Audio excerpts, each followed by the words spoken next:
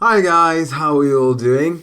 Ubisoft just had their Forward event, or well, technically it's still going whilst I'm recording this, but they showed off some Assassin's Creed Valhalla gameplay. So I'm going to give you my quick first impressions of all of that stuff, and we're going to start with all the good stuff I thought was there. So first and foremost, Cat Companion.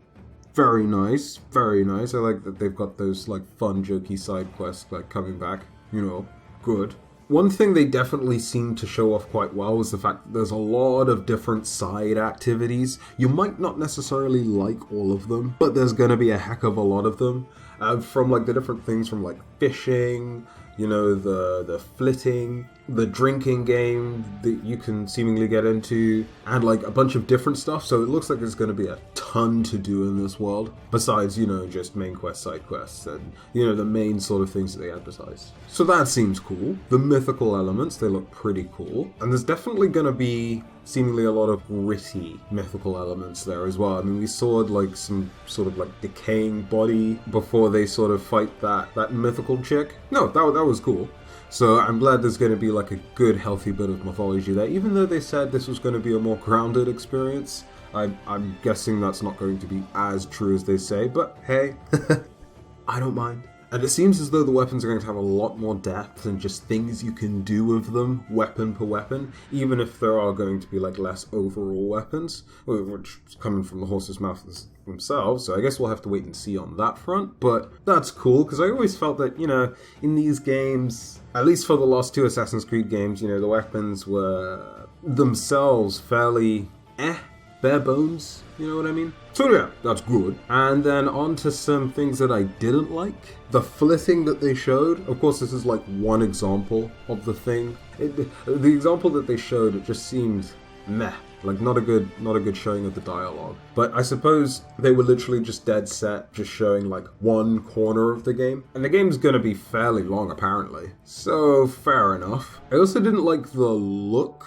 of the combat itself. It seemed a bit exaggerated, which, the weighted realish feel of the Assassin's Creed combat, it wasn't really there for me in the last game. But in this one, it seems like they're going a bit over the top with it. I don't know if that's just me. And also, watching some of the boss battles, the combat just seemed, dare I say, boring? Unsatisfying to watch, at least. I mean, sure, things can change when you're actually playing the thing yourself. There's also certain elements with the combat that generally I just haven't been a fan of in these games. Like the whole, you hit an enemy a certain amount of times and they get knocked back, and having certain things in fights be longer than they should be, but having that done artificially with things like that. So yeah, I'm about to play devil's advocate here, because like after watching some other people play the game, I don't know if it's just them, but some of the combat actually looks pretty darn good, like much better than the reveal they showed us. So there's that.